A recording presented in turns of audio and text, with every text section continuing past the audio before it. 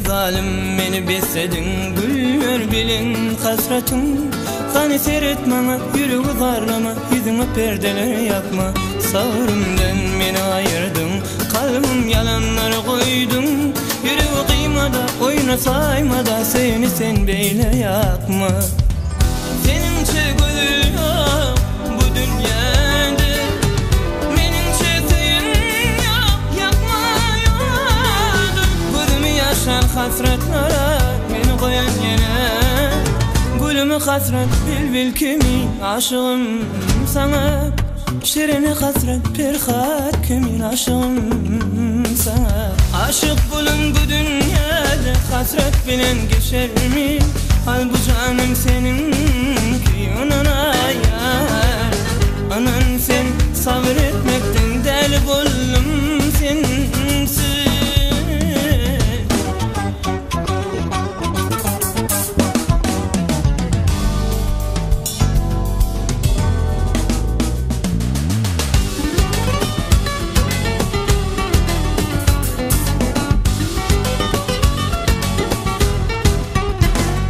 Zalim beni besledin, güller bilen hasretin. Hani seyretmeme, yüreği dağlama, yüzüme perdeler yapma. Sağrımdan beni ayırdın, kalbim yalanlara koydun. Yüreği kıymada, oyna saymada, seni sen beyle yakma. Seninçe güzel yok bu dünyada, menimçe sen yok, akma yolda.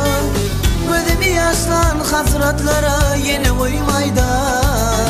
Gülüme hasret bil kimin aşığım sana. Şirine hasret berhat kimin aşığım sana. Aşık bolun bu dünyadan, hasret bilen geçer mi? Al bu canım seninki anana yar, anana sin. Sabretmekten deli bolyan sensin.